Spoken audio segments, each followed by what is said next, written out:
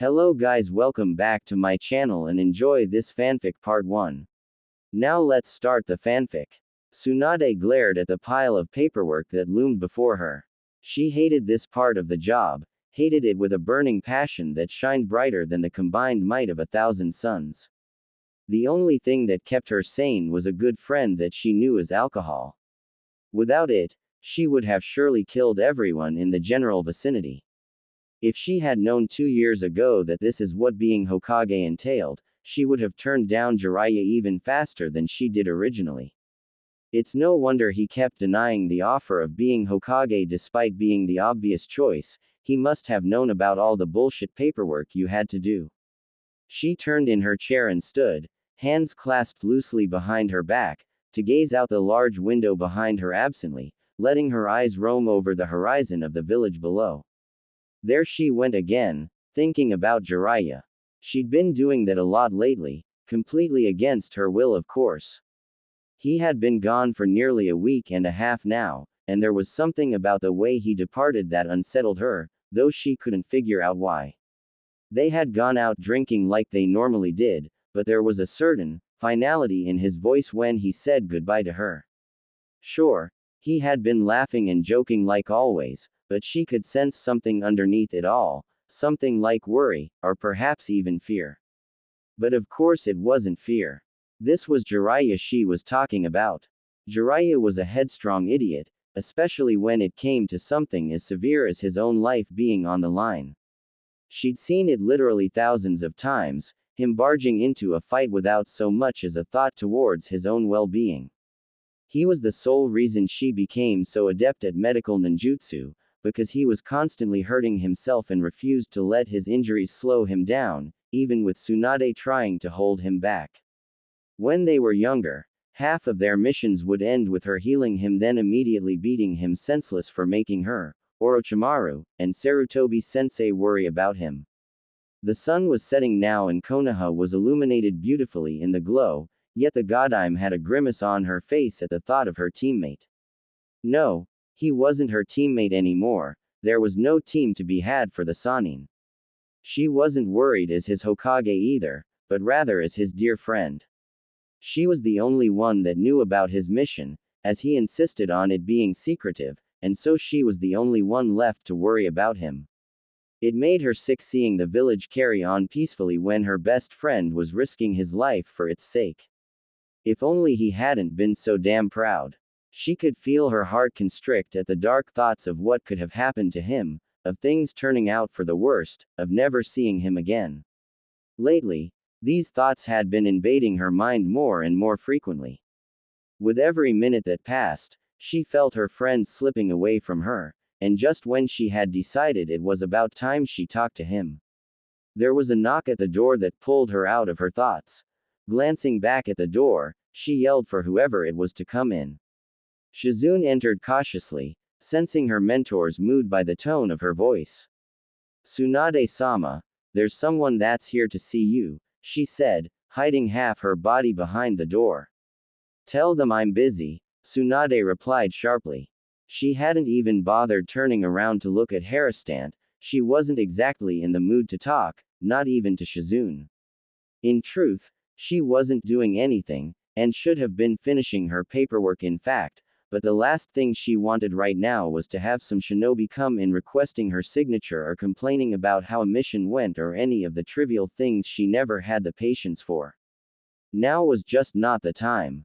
A clacking sound resonated from near the entranceway, and Shizune was politely ushered out before the door closed with a definitive click. Tsunade could feel her temper flare dangerously at whoever had the gall to invite themselves into her office against her will, and chakra instinctively pulled into her clenched fists.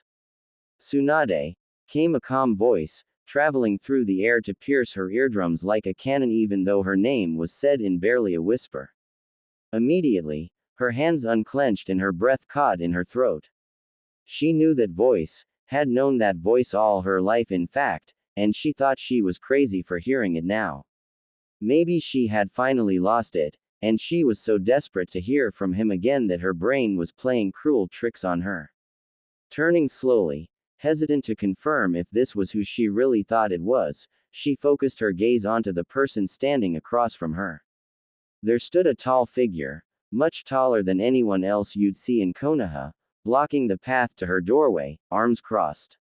She soaked up the image of him, long white hair hanging down his back, red cloak tattered and torn from years of battle and traveling, streaks of red running down each cheek like tears of blood, and a sideways grin to top it all off.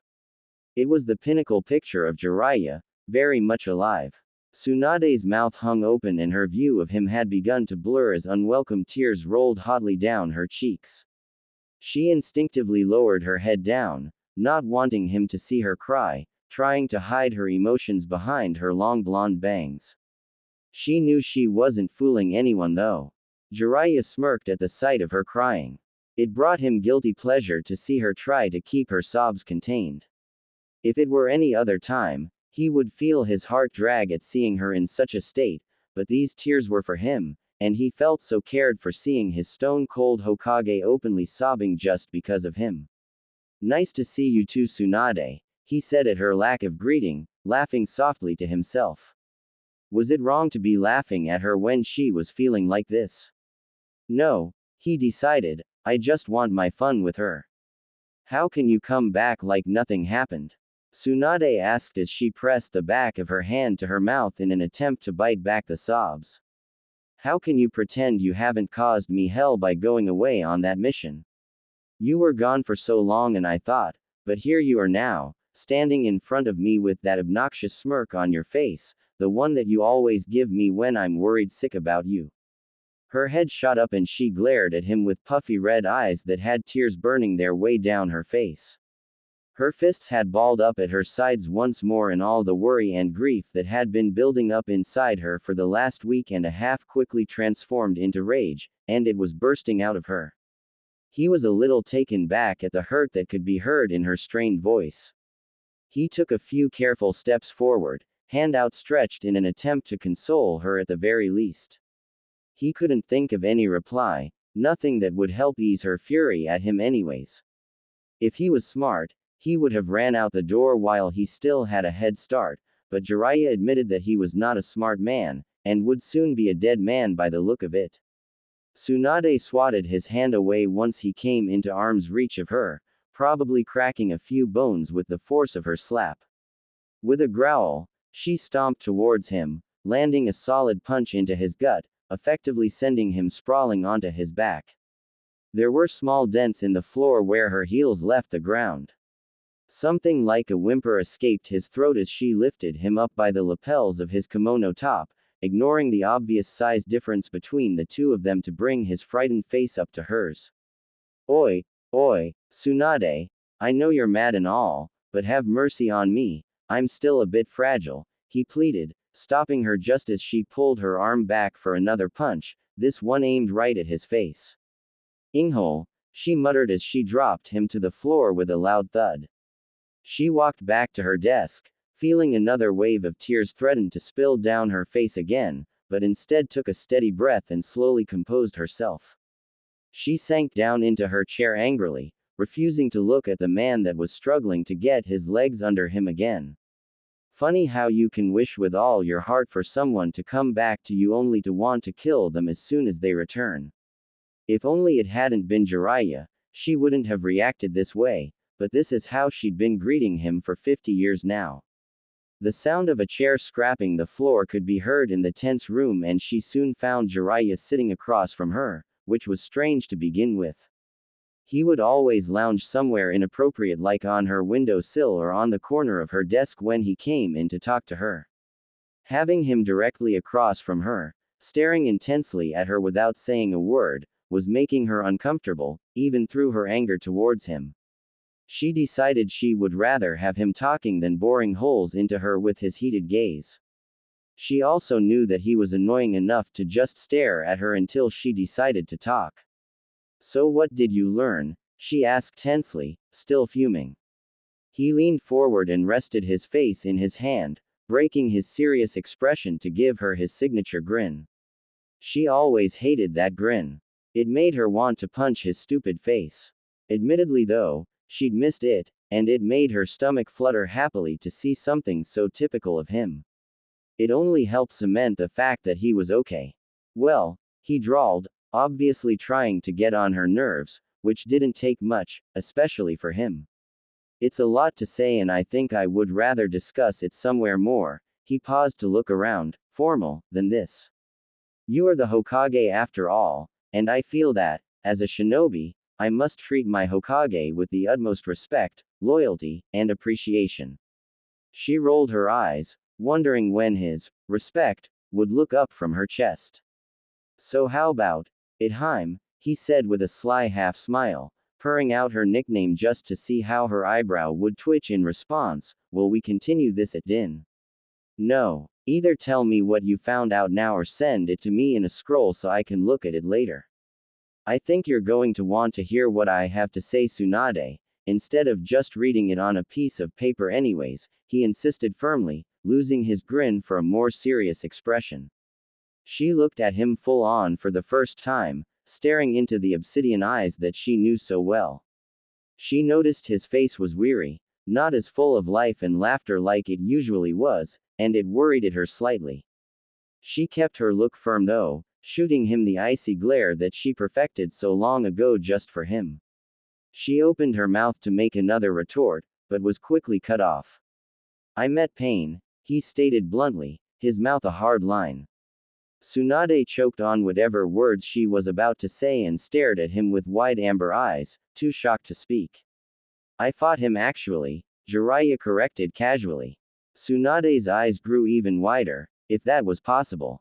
Www. She rubbed her temple by habit and let out a shaky breath. Jiraiya, she exclaimed, startling him as she slammed her hands down on the table, standing over him menacingly. You're telling me this now? What the hell is wrong with you, you stupid idiot? He didn't even flinch at her harsh words, but rather slouched back into his chair in amusement, allowing her to continue her rant. Pain, Konoha's biggest threat, could be out there right now, planning our demise and you want to talk about it over dinner. She looked at him expectantly, waiting for a reply. He nodded his head, yeah, that's about right. Tsunade dropped her hands at her side, not believing what she was hearing. You're an idiot. The biggest idiot I've ever met in fact. Congratulations. She started to pace, running a hand through her hair to push her bangs back. Jiraiya watched, clearly entertained as she muttered to herself, mostly calling him crude names that he would rather not repeat. Finally, she stopped and glared at him before stomping around her desk to smack her deceivingly small fists against his chest with every word she said. You are so annoying. He grabbed her wrist, mostly because he would rather have his already aching body in less pain, halting her, keeping his grip firm. Calm down, Tsunade, he complained, instantly regretting it when he saw her murderous intent click behind her eyes. Don't tell me to calm down, you big oaf. I worry about you when you go on missions like that just because you're so stupid. Let go of me. She struggled in his grip but couldn't get out no matter how much she squirmed. Well, she could have if she really tried, but she was in emotional turmoil at the moment, and that always made things a bit difficult. Jiraiya held her arms above her head, watching her enraged form start to give up. You done? He asked as she scowled up at him. I hate you, she seethed through gritted teeth. He smiled and leaned in just to bug her. I know. Now I'm taking this as a yes to dinner, so I'll pick you up tomorrow. Wouldn't want to wait on information this vital, he said with a wide grin as her look darkened. He let go of her wrists, letting them drop to her side as she restrained from bringing her knee up hard to hit him where it matters. He wasn't going to take no for an answer, that much she knew. He was a persistent bastard, that much she could give him credit for. Fine, she said with a sigh. That was all her needed for his heart to go soaring. Come on, Heim, it won't be that bad. And besides, it's not like this is the first time you've ever had dinner with me. And hopefully not the last, he noted to himself. Tsunade didn't even want to know why he was so giddy all of a sudden. She was still just trying to come to terms with the fact that he was actually alive, standing right in front of her in one piece. Just pick somewhere good. I need to unwind after all you've put me through this past week, she said with a groan.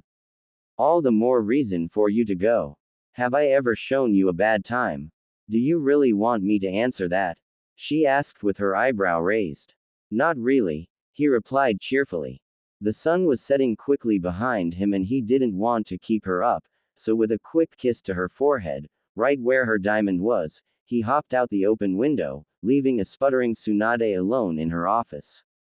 Tsunade leaned out the window angrily to find him giving her a wave from a nearby rooftop. Nightheim, he called out, getting a rather crude hand gesture in response before the Hokage slammed her window shut. She sat back down at her desk, covering her face with her hands as she moaned loudly. Her head was pounding and her brain was having a hard time catching up with her eyes.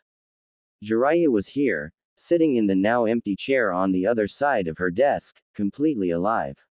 She knew she should be feeling relieved, and she was really, but she was too shocked by his sudden appearance to really appreciate the fact that he had survived somehow. As she calmed down more and more though, she felt her heart warm at the memory of his face from just moments ago.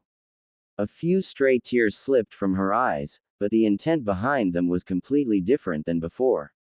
She was happy, happier than she'd been since the day he left. As she was packing her things to go home, she found a small, folded up piece of paper on her desk. The untidy handwriting inside was unmistakable. Jiraiya left her a note reading, "I'll pick you up at 8 o'clock. Dress why because it's a date." Underneath the writing was a small drawing of a frog winking as it blew her a kiss. Wondering when he had time to write it without her noticing, she crumpled it into a small ball and threw it with more force than necessary into the recycling bin. Asshole, she grumbled as she locked the office door, tricking me into a date like that. Not that I had much of a choice, she thought sullenly. A smile involuntarily formed on her lips at the thought of going out with him, despite her annoyance.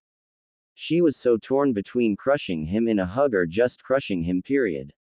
On one hand, she was relieved to see him again. On the other, she hated him for leaving in the first place and putting himself in danger when she explicitly told him not to. In short, nothing had changed between them. Why did the best ninja in the village have to be her perverted teammate? Why couldn't Kakashi be the one to get the information? Because no one's as good as Jiraiya, she answered herself with a frown, knowing from first-hand experience what he was capable of despite the way he carried himself, seeming like nothing more than a perverted dork.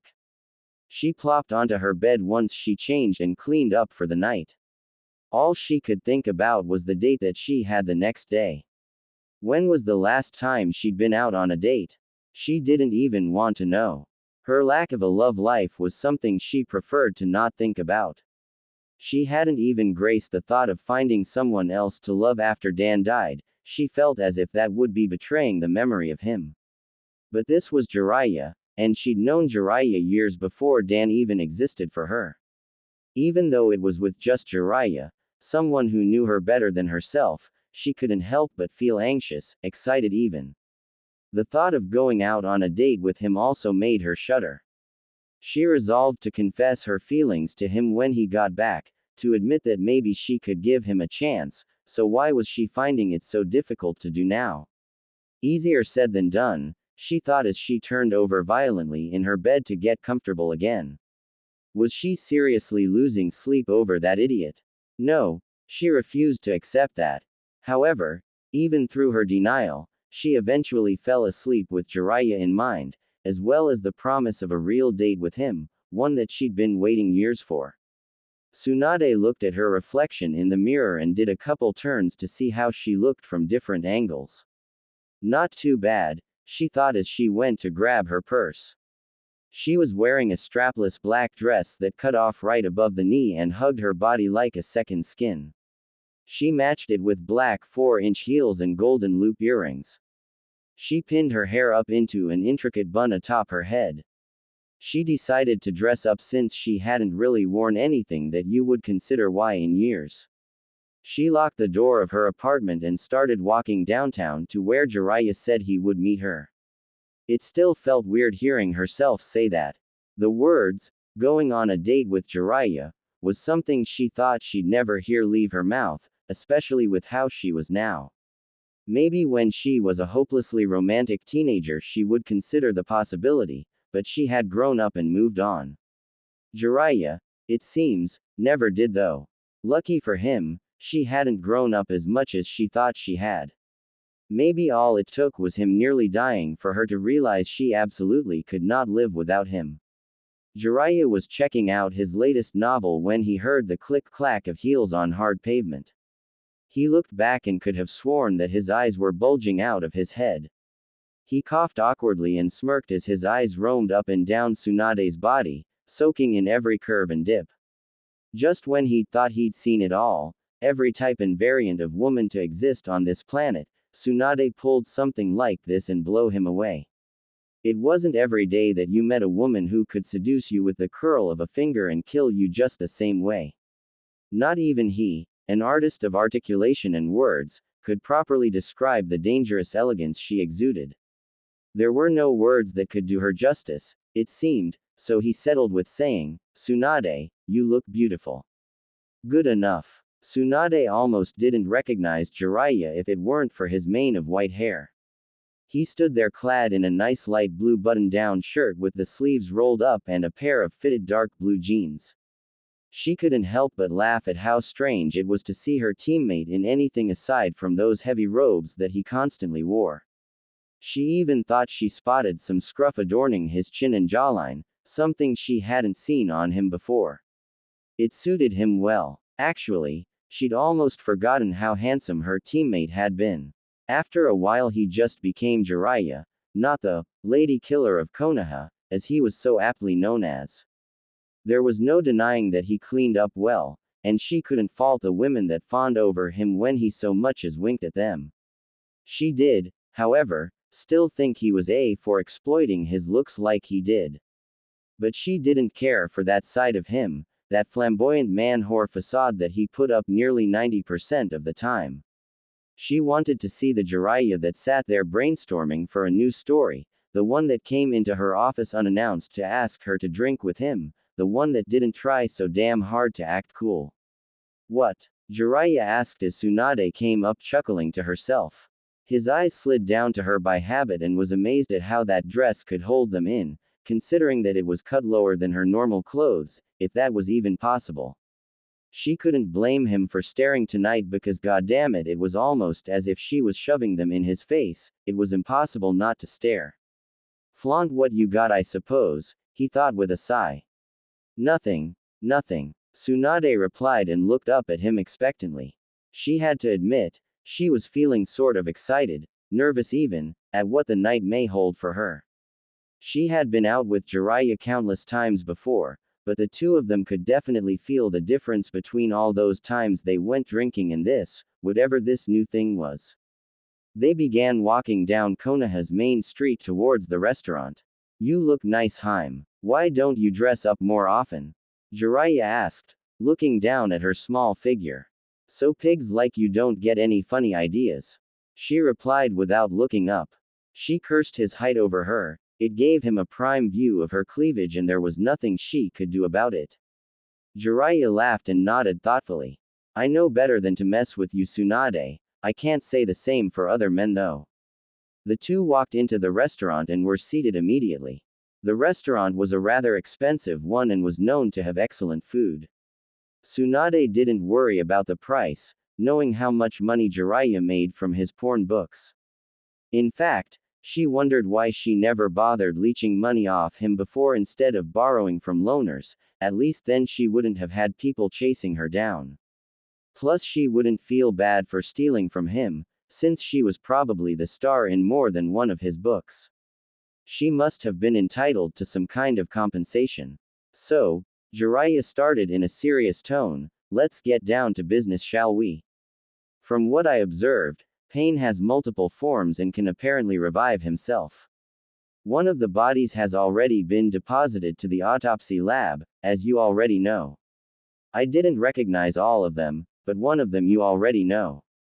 Tsunade's eyebrows knit together and she thought back to anyone that she might know that would become an Akatsuki leader. Who in the world could he be talking about? She gave up and asked, who was it? I can't think of anyone. The waiter came by with their sake and they nodded in thanks and poured each other a cup. Jiraiya gulped his down and let out a content sigh. Do you remember the 3 orphans we met in the rain village? He asked. Tsunade thought for a while and let out a small gasp when it came back to her. The 3 who you trained for a year. She took a sip of her sake to calm her nerves a bit. She'd been a little anxious since they got there. Of course she remembered those 3. They're the ones that took Jiraiya away from the village for an entire year, and for what? She had been so angry at him for leaving them at such a vital time. They were in the middle of a goddamn war, for crying out loud.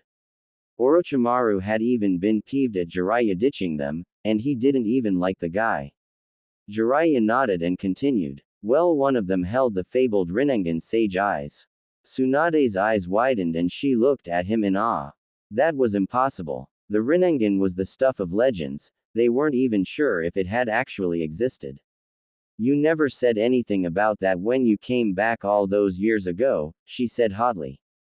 Jiraiya wasn't the type to keep secrets from her, so she felt a little angry that he never revealed this information until now. Jiraiya ran a hand through his hair nervously. Well, I didn't think it would be the best thing to share, you know. The kid had a bright future ahead of him, and I didn't want them to be targeted in the midst of the war. He gave her a sheepish grin, to which she scoffed and downed another glass of sake. Whatever, none of that matters now because now he's the leader of the Akatsuki and targeting your current student. A pained expression passed on his face, but it was gone just as soon as it came. Tsunade would have felt some guilt at digging into an open wound like that, but she was more than a little displeased with him at the moment. But besides that, how are we supposed to stand against a man with that kind of kekai genkai? She asked with a worried look. What kind of power does one possess with that kind of ability? Her stomach lurched at the thought of it. Jiraiya just shook his head and shrugged. I really can't say yet, but I did learn something in the midst of battle. He lowered his voice, making Tsunade edge closer. The real pain isn't there. They may have had the same eyes as Nagato, but none of them held even a shred of resemblance. One of the pains looked like one of the other orphans that I trained though, Yuhiko. What gets me is that Yuhiko didn't have the Rinnegan when he was little, but has it now. Jiraiya leaned back and took another sip of his sake. Tsunade was trying to grasp what he was saying, but couldn't come up with any logical explanation. She sighed and massaged her temples. What does it all mean though? How can there be more than one Rinnegan user? None of this makes any sense. Tsunade looked up at a frowning Jiraiya. When does anything ever make any sense, Haim? He said mostly to himself, but she had heard him all the same. The waiter came around with their food and seemed to brighten the two up a bit. It's always hard to worry about humanity with an empty stomach. The two thanked the waiter and sniffed in the heavenly scent that was noodles. Why do you always call me Haim? Tsunade asked, wanting to change the subject to something less dramatic.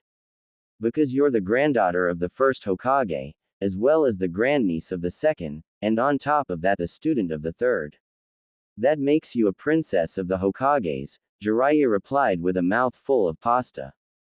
But you're the only one that calls me that, she said in an exasperated tone. Besides, I'm the Hokage now, so that makes me the queen instead of just a princess, Tsunade continued defiantly, causing Jiraiya to chuckle a bit. I suppose you're right. I can't believe they didn't come to you in the first place to take up the spot after Sensei. You've practically been raised for the position of Hokage, he mused aloud. She had never really thought about it before, but she had always been immersed by the Hokage life whether she wanted to be or not. But you're still just Tsunade Haim to me, although it seems like Orochimaru never got out of the habit of calling you that either. Tsunade frowned as the face of her old friend intruded her mind. Even though they were bitter enemies, he had never stopped talking to her like she was his teammate. Granted, she had always gotten along with him better than Jiraiya, making her possibly his best friend when they were young. It was just strange to think that no matter how far gone he'd become, he still saw her as the same Tsunade from their youth. I guess I'm only Haim for one person now, she said somewhat bitterly. That's all right. You're still my Haim, and I'm still your knight in shining armor. He ran his finger around the rim of his glass, smiling crookedly at her. She wondered if he even knew that he was constantly smiling like that, or if it had just become a habit from constantly teasing her. Riding in gallantly on a giant toad. That's hardly noble, she said sarcastically. Stop being so cheesy, you sound like a bad soap opera. She hid her rosy cheeks behind another sip of sake, hoping the blush that had appeared on her face could be passed off as her being tipsy. By the time they were finished eating, the two were both drunk with laughter. Jiraiya paid the bill and helped Tsunade out of her seat. She was leaning on him the whole way to prevent herself from tripping and falling. Perhaps heels weren't the best option for getting drunk in. They were walking downtown but no one gave them a second look, knowing how their Hokage got sometimes. Or most of the time, actually. Jiraiya tugged Tsunade a bit and led her to a place that he knew she had never seen before. Come on, he said, I want to show you something. He guided her through an open forest, having to catch her a couple times due to her heels getting caught in the tree roots. She finally decided to take them off and walk barefoot. She was giggling the entire way, being the happy drunk that she was. It was such a polar opposite to the regular hot-tempered Hokage that she was throughout the day. Jiraiya led them to a bridge that crossed a lake that was filled with koi fish whose scales reflected a rainbow of color in the moonlight. He had sobered up a bit and leaned on the rail. Tsunade looked around in wonder. It's beautiful, she whispered. I've never been to this part of the village before. Where are we? Jiraiya turned so his back was facing the ponds and leaned his head back to look at the stars that shone bright above him. No one knows about this place but me, I think anyways. I used to come here as a genin. It's an abandoned hot spring that was forgotten over time. It's nice huh? Tsunade nodded and went to look at the fish below. She was getting more sober by the minute and didn't like it one bit. They stood in silence for a while, not wanting to break the serene environment. She glanced over at the man next to her, eyes wandering to the bare portions of his chest that were exposed from where his shirt had come undone. There were scars, deep ones that seemed to stretch endlessly on his tan flesh, hiding themselves beyond where the fabric hid his skin. Some of them were old, faded with time, but she could tell just from a glance that there were fresh ones there, ones that hadn't even healed completely. She bit her lower lip and slowly said, Jiraiya, I'm really sorry for putting you in such shitty situations. You barely got back alive and I don't know what I'd do if, she trailed off. Jiraiya looked at her questionably then noticed that one of his buttons had come undone, revealing the top of his chest. He pulled his shirt closed and laughed. What? These are nothing. Not even a tickle. He sounded reassuring but she could see something dark pass behind his eyes. Stop trying to act so cool, you're a bad liar you know, she said threateningly. He stopped laughing and scratched his nose in thought. Fine, guess you always want to do it the hard way. Pain was the hardest opponent I had ever fought. Not even Hanzo was as hard to fight as Pain. In fact, Hanzo was killed by Pain. Tsunade thought back to when they were younger, before Orochimaru became hell-bent on living forever, before their teacher had died, before she left the village. Hanzo was the one that gave them the title of Sannin and almost killed the entire village, and Jiraiya made it seem like Pain was able to swat him like a fly. She couldn't even begin to comprehend what must have happened in a Megakure, and the more she thought about the more her blood pressure rose. He wasn't going to give her a play-by-play anytime soon, that much she was certain of, and there were thousands of scenarios playing through her head of what could have happened, each one worse than the last. Jiraiya interrupted her thoughts. Hey, I have a crazy idea. Tsunade looked up at him to see that there was a mischievous twinkle in his eye, that much hadn't changed since they were little genin running around playing ninja. No matter how old he got, or how much wiser for that matter, he would never be able to shake off the troublemaker tendencies that he had. She was thankful for that, It made her life a little more exciting, if not troublesome. Tsunade rolled her eyes and looked at him with her head to the side like he was some little kid trying to get her attention. What now? She asked with an exasperated sigh. She knew how all of Jiraiya's ideas ended, and she wasn't looking forward to cleaning up a mess this late at night. Jiraiya looked at her through lidded eyes and with a crooked smile said, "We should take a dip in the ponds." Tsunade went to whack his shoulder but he caught her wrist.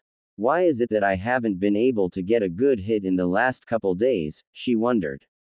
Jiraiya rolled his eyes and in an annoyed voice said, "I'm not just trying to see you. I just thought that it'd be fun. Now are you going to play nice from now on?" He asked and let go of her wrist. She yanked her arm back and huffed. "No promises. And that's one of the stupidest ideas ever. I am not getting wet in these clothes, especially after spending all that time on my makeup.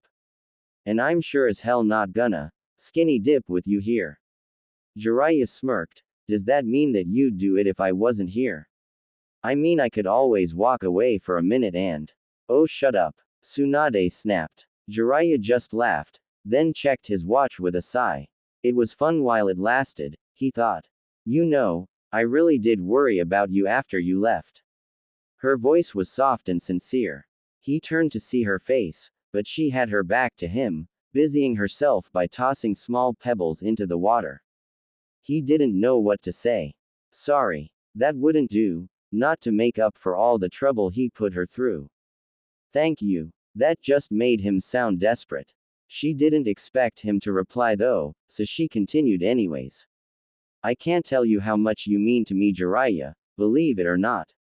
I didn't realize it until you were gone, until the thought of never seeing you again became a very real possibility. I don't know who I would turn to if it ever came to that, since you were always the one for me to fall back on in case I needed support. There's no one in the village, in the entire world even, who could replace you. You get on my nerves, but I wouldn't take you any other way. All those years that we didn't see each other, I forgot what it was like to have a friend like you, one that I could wake up in the middle of the night to talk to, that I could get belligerently drunk with, and after you and Naruto came to me to ask me to become Hokage, all these feelings came rushing back to me." She turned to him now, meeting his unwavering eyes with a heartfelt smile. He was just watching her, without a smirk or snappy comment for once. He had been waiting to hear her say these words since he first met her, and it was so surreal hearing them after all this time. He didn't want to ruin it or interrupt her with something stupid.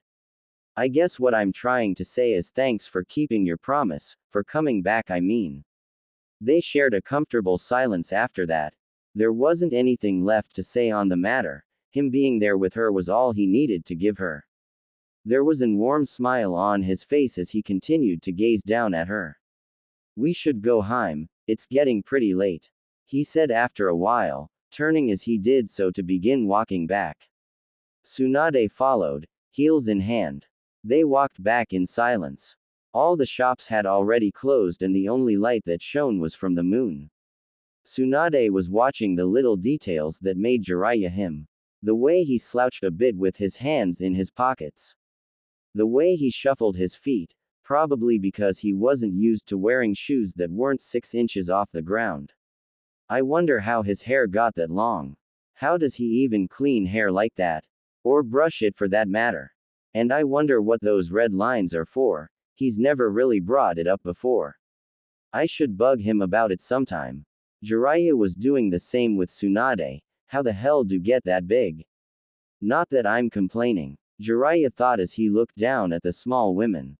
He'd always loved the way she carried herself, like she had nothing to prove.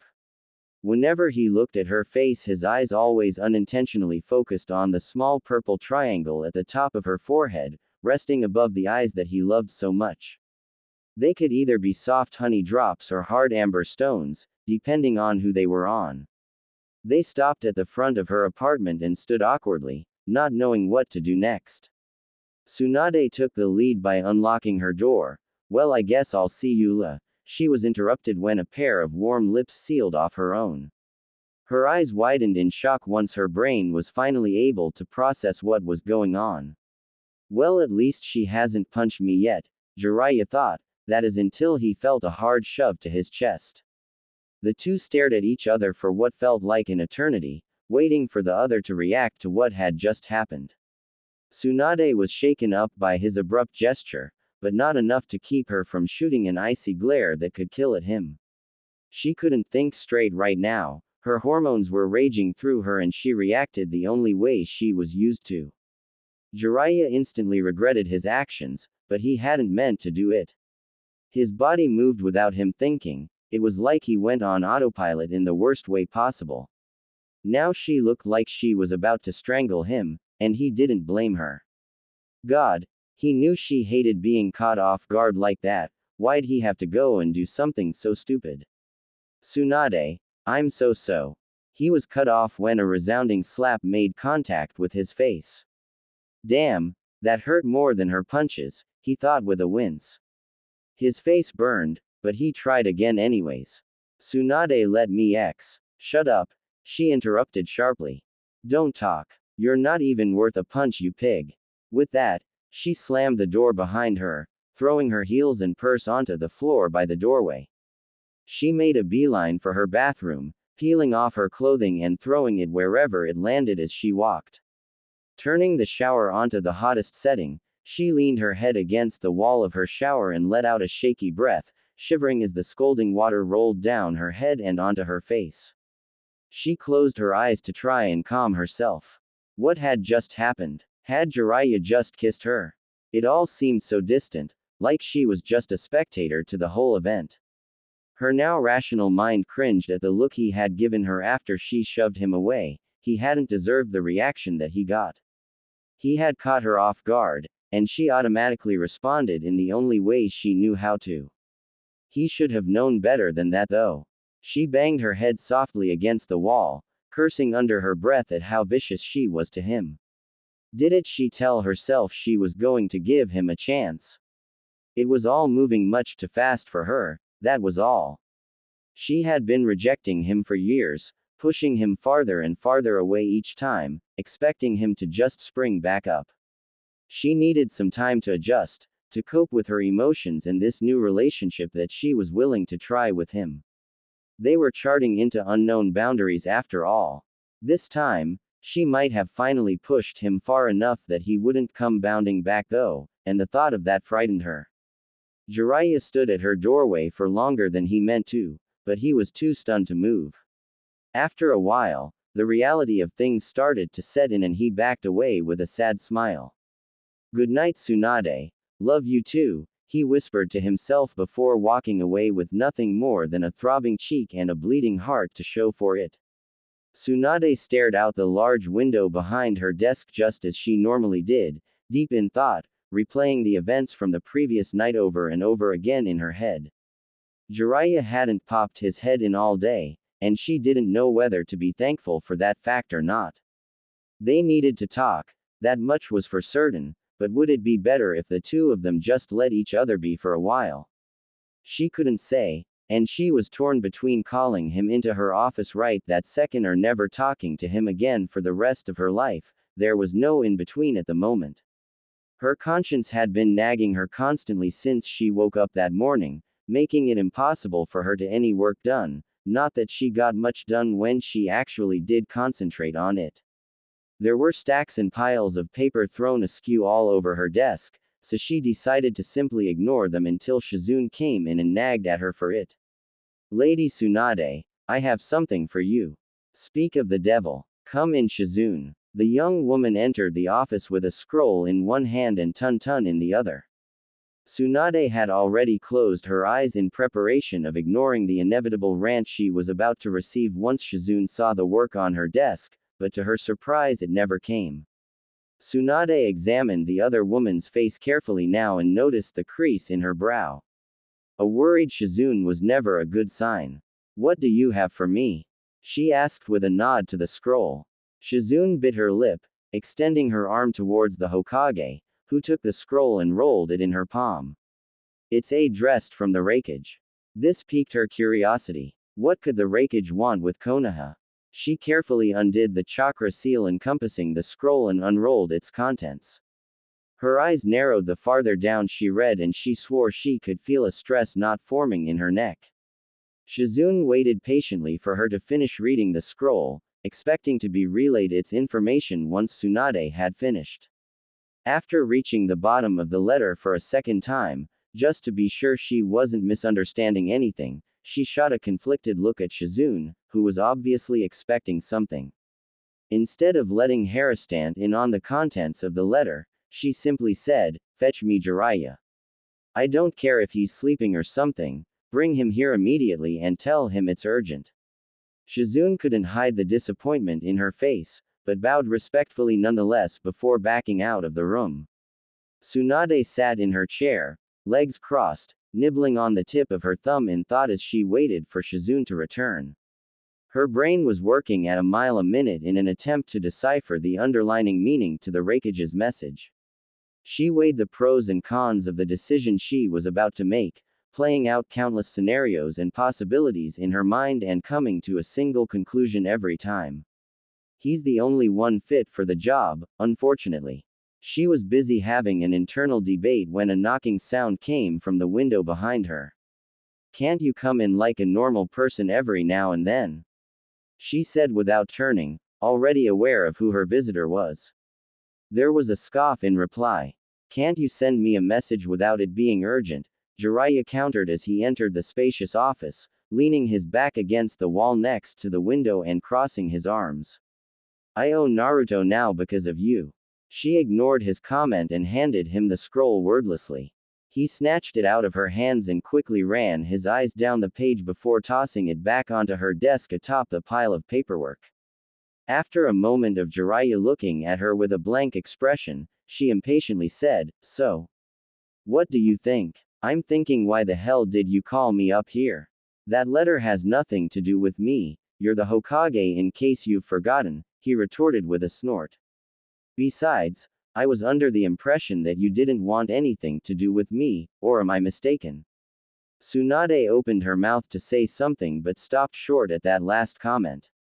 What was meant to be a snarky reply became a shaky sigh, and the Hokage stood to meet the man full on for the first time since he came in. He was still leaning back onto the wall, giving her his full attention but looking none too pleased with her. Having Jiraiya pissed off at you was actually quite the feat, since he was normally so carefree and forgave a little too easily in her opinion, so Tsunade was somewhat surprised at the irked expression he was giving her. "You're sorry," he said suddenly. It wasn't a question either, but rather a statement. Tsunade felt her brow twitch in annoyance, but she bit back her tongue. "Yeah." A pregnant pause filled the air, and the two Sannin stared at each other awkwardly. It wasn't often that they said sorry to each other, making it rather uncomfortable for the both of them when they would rather just move on and forget about it. That wasn't an option, unfortunately, not if they wanted to continue forward in a different direction from the one they'd been taking. "Look, you know how I get, Jiraiya, you just caught me by surprise is all. I'm just not used to all." She gestured to him with her hands. Not in that way anyways." Jiraiya made it look like he was considering her apology for a minute. He didn't really care about it anymore, but he sure as hell wouldn't pass up the chance to mess with her. "Okay," he said finally. There was no follow-up after that. Tsunade had expected him to at least call her a pain in the, or at least difficult, but nothing of the sort came. "Okay," she said expectantly, prodding for some kind of explanation. "Okay," he repeated. "Done. Over with. Now why am I here still?" There wasn't even a hint of a smile on his face, which annoyed Tsunade more than it should have. At least then she would have known that he was just trying to bug her, which was better than her not being able to read him at all. And with that the subject had been dropped, though she was far from content with how it had resolved. Shaking her head angrily, Tsunade pointed at one of the lines in the letter after picking it back up from her desk. "All the cages need at least one bodyguard that they trust their life with to attend the meeting. I'm asking you to go to the Hokage meeting with me as my bodyguard," she quoted with an impatient glare. Jiraiya chuckled darkly, I'm honored that you trust your life with me, but I can't say I'm all too willing to trek halfway across the globe with you just to be stuck in a room full of snobby leaders. Plus, I have to finish training Naruto. So my answer is thank you, but no. Have a nice day, Haim. He pushed off the wall and started walking towards the door, but was stopped when he was pulled harshly backwards and slammed against the wall. His eyes shot open and looked down to see Tsunade grabbing the lapels of his shirt while wearing one of her signature icy glares. She had absolutely had it with him and his cool guy act. Tsunade pulled herself so close to his face that he could smell the citrus shampoo in her hair. Fine then, I'm not asking you, I'm telling you, as your goddamn Hokage. If you don't drag your fat to that meeting with me, I swear to God I'll shove one of my slugs down your throat, along with my fist, she threatened as she let go of his shirt to walk back to her desk and grab a report to turn into the Anbu in preparation for her absence. So, I guess I'll meet you at the front gates tomorrow morning at 9 o'clock. There was a deceivingly cheerful bubble in her voice as she walked out the door. Jiraiya stared after her with his mouth agape and forehead wrinkled in bewilderment. What the hell just happened?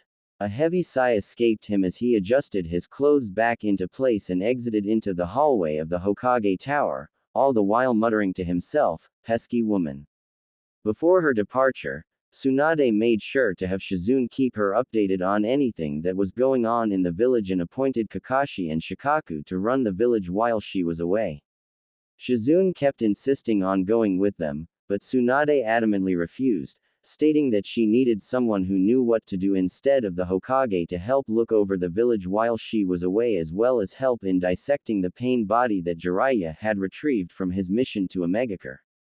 When she got home, she packed everything that she might need on her trip: extra clothes, shampoo, even a medical book to keep her preoccupied if she got bored.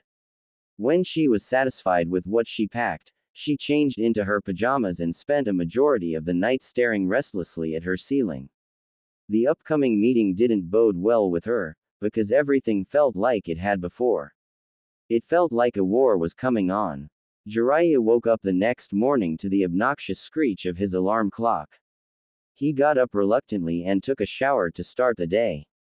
He came out and got dressed, examining himself in the mirror when he was done. He ran his hand through the unruly white hair and tied it in a ponytail before grabbing his bag and locking the door. The town was setting up for the day, shop doors were being opened, stalls were being put together, and everyone seemed to be enjoying what the warm morning had to offer to them. Jiraiya was not one of those people. When Tsunade made it to the gates, she was greeted by a groggy-looking Jiraiya. "Mornin' Hokage-sama," he grumbled sarcastically while rubbing his eyes with the palm of his hands.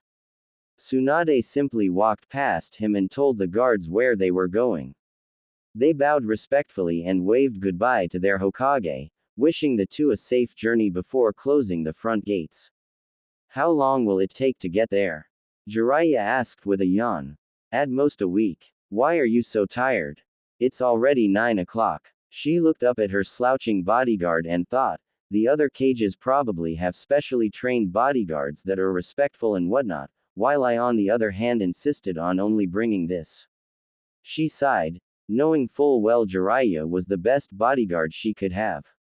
He was capable of taking on even the toughest members of the Akatsuki, and had proven so on multiple occasions, and there was no doubt in her mind that he would protect her with his very life, just like he would for Konoha. She had seen it firsthand, and she could handle her own well enough. Together, they were unstoppable.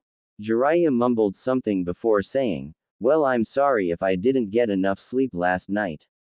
Maybe I would have if you hadn't forced me to go on this trip with you."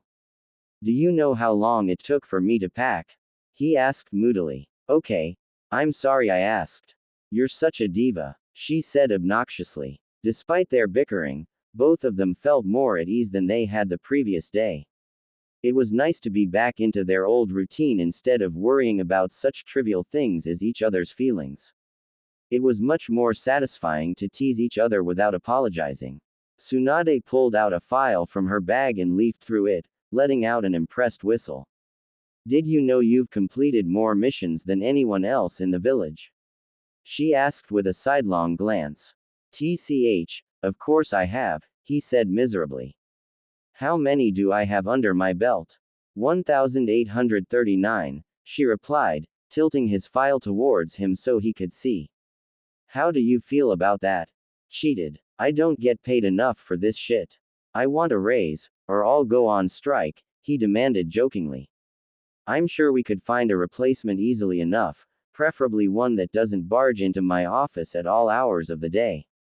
She continued to skim through his file, skipping through parts that she already knew about him. Are you seriously 6'4"? She asked doubtfully. Jiraiya straightened to his full height proudly. Yep, I'm all 6 feet and 4 inches of pure man. He bent down to ear level to her, bringing a hand next to his mouth like he was telling her a secret. The shoes do add an extra 2 inches, but don't tell anyone. Rolling her eyes, she slapped the file against his chest to give it to him. He grabbed it and flipped through it quickly. Why do you have this anyways?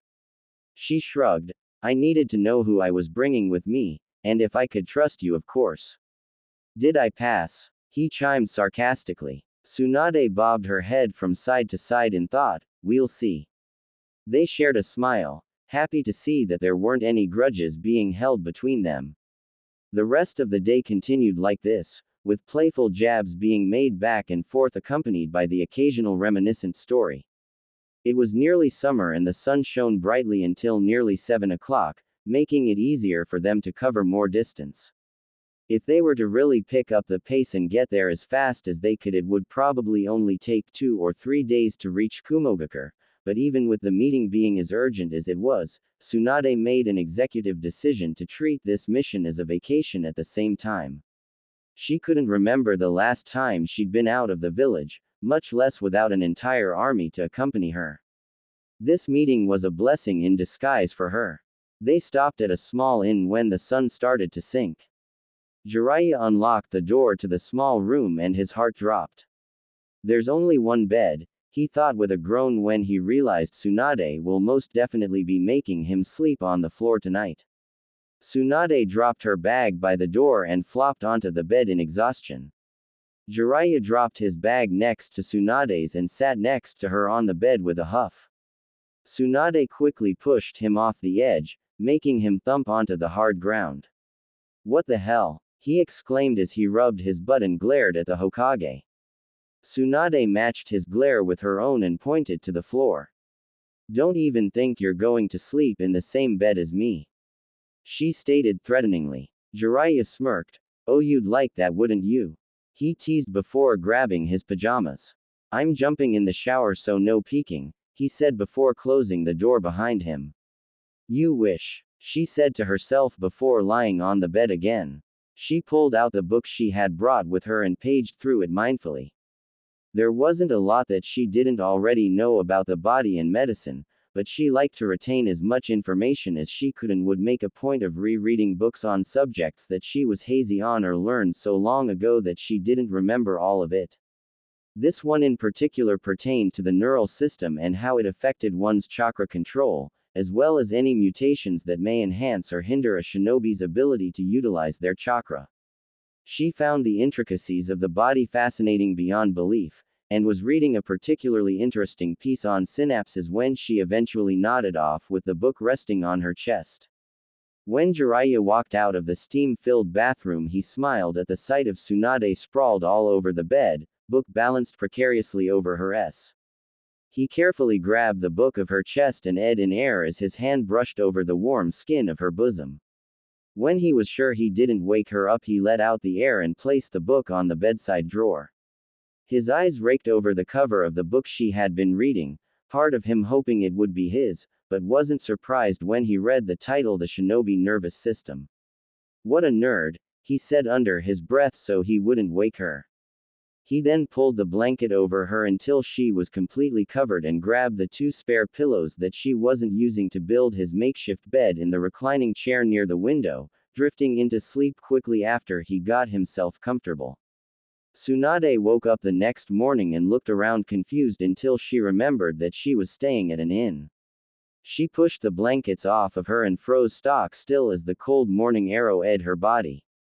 She looked over to see Jiraiya drooling all over with his head hanging back, noting that he must have tucked her when she fell asleep reading. He'd even gone so far as to mark the place where she left off in her book. She chuckled and grabbed the blanket she had been using to cover him, then headed off to the shower with a fresh pair of clothes. Jiraiya woke up with a jolt and looked around quickly before dropping his head back down onto the pillow and snuggling into the warm blanket. He was just about to fall into a restful sleep when he realized that Tsunade hadn't been in the room with him, causing him to jump out of his cocoon of warmth to quickly scan the room around him, ignoring his own shivering. The sound of spraying water coming from the bathroom shower made him relax again, and he lied down onto the bed after grabbing the blanket and entangling himself into a tight ball on his side before closing his eyes and relaxing into the pillow that held the faint smell of his teammate. Tsunade walked out of the bathroom already dressed with a towel on top of her head, staring confusedly at the position that Jiraiya had managed to fall asleep in on the bed. She dried her hair a bit before taking the towel off and throwing it at him, who in turn freaked out and rolled off the bed. Tsunade laughed as he got up with a scowl. "You really want me to draw on you in your sleep, don't you?" he said as he threw the towel back at her. She caught it and tossed it on the bathroom floor. "I just couldn't help it," she said and raised a single amused eyebrow when she saw what he was wearing. "Froggy pajamas. Nice." "What?" he said, clearly annoyed that he didn't get what was so amusing about him. "Nothing, nothing," she replied. "You need to get dressed, we're leaving in an hour." The air was filled with the sound of popping joints as Jiraiya stretched his long limbs and grabbed his clothes to get changed. Tsunade busied herself with tying her hair into two long pigtails that sat low on her head while Jiraiya got dressed. He emerged fully clothed in his normal garb and pulled his backpack on. "Let's go get something to eat, I'm starving." He patted his grumbling stomach in emphasis. Tsunade grabbed her bag in agreement, making certain that they hadn't left anything behind before locking the door. After checking out, they stopped at a tea shop nearby to fill their stomachs only to continue on the road once more. Jiraiya was the first to break the silence between them by asking, "So what's going on with this meeting? It has to be pretty damn important if they're going out of their way to invite the 5 cages." Tsunade thought for a while before answering. "They didn't say in the letter, but probably because of Akatsuki. I heard that they got the 8-tailed beast this time, which leaves only Naruto." He finished with a frown. He wasn't exactly fond of the idea that Nagato, his former student, could attack any moment now while they were away. "Whatever happened with that Uchiha boy, by the way?" he asked. "Sasuke Uchiha is as much a threat to Konoha as Pain, even if Naruto doesn't want to believe it." She replied stiffly, as if it bothered her to talk about it. It did bother her because she knew they would bring him up at the meeting, considering that he was the one who captured the 8th Jinchuriki, who also happened to be the Raikage's brother. That only made matters worse. She didn't need the Land of Lightning holding a grudge against Konoha because one of their rogue ninja captured the Raikage's brother. They came across a bustling town just outside the border of Land of Fire to stop it after another full day of traveling. The sun had yet to set, but the two didn't feel like walking another step. Besides, they had made pretty good progress over the past 2 days. "Jiraiya, please get a nice big hotel this time," Tsunade pleaded. Jiraiya scoffed and looked at her with big eyes. "You really think I'm sleeping on a chair again? I don't think so, we're getting 2 beds. He stomped ahead of her and stopped abruptly in front of a beautiful resort, causing Tsunade to run into him with an oomph. She looked up, ready to yell at him, but stopped when she saw the twinkle in his eyes as he eyed the structure longingly. You'd think he'd been sleeping in a cave for the past decade from the expression on his face. "It's beautiful," he whispered before getting shoved to the side. "You're so pathetic," Tsunade said with a smile. "Hurry up, moron, they have a bathhouse and I need a good long soak." Jiraiya ignored her insult, skipping ahead of her like a little kid in a toy store. When Tsunade walked inside, she was blown away by how beautiful and clean it was. She made her way next to the Jiraiya while looking around with her jaw hanging open. How did you find this place? She asked in a low, mesmerized voice. Jiraiya grabbed the card to open the hotel door and looked at Tsunade with a wide smile still plastered on his face. You find a lot of things when you travel, and this is an exclusive hotel that only a handful of very wealthy people know about. I just happen to be one of them, and I hope you like sweets because that's what you're getting. Tsunade's eyes widened and she looked up to meet Jiraiya's gaze. You got a sweet? Why? We're only going to be here for one night, you know.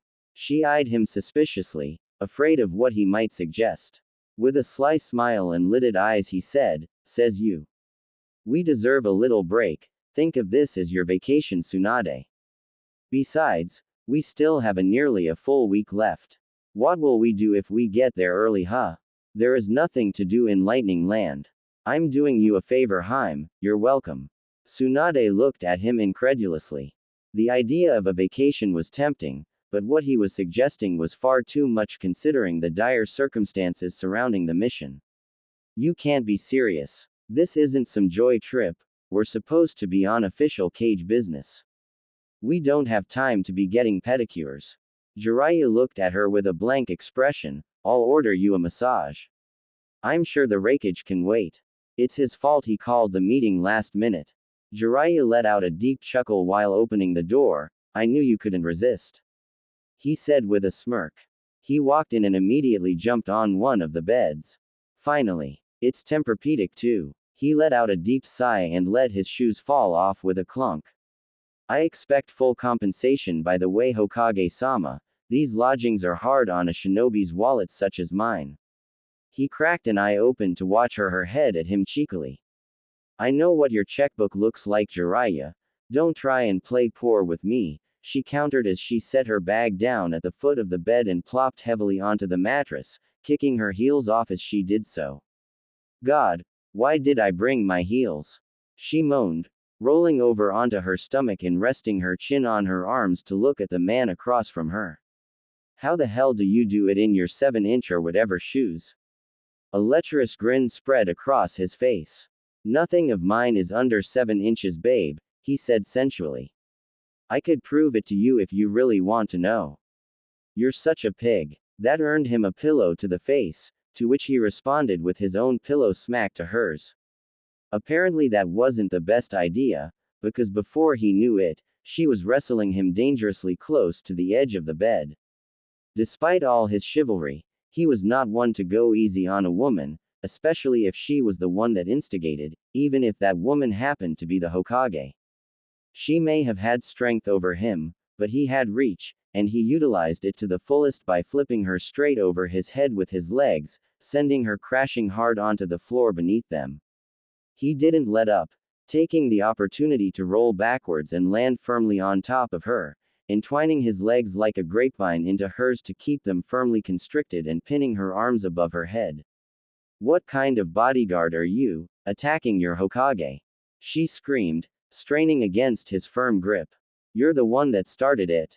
He was having trouble keeping her arms in place despite having a considerable size advantage over her. Chakra was flowing through her limbs, and she was beginning to break the hold his legs had over hers. Let me go. God, you're so childish. I'm a grown man, Tsunade, don't tell me how to live my life. She couldn't help it. She was laughing hysterically at how ridiculous they were, and soon he joined in with her. It was getting to be too difficult to keep his hold around her legs while he was laughing, and she eventually broke free, tucking her legs in between them to push on his chest with a roar. He flew backwards, landing onto the carpeted floor with a grunt, then another when she landed on top of him, locking her forearm across his throat with a devilish smile on her face. Looks like you're not as good as everyone says.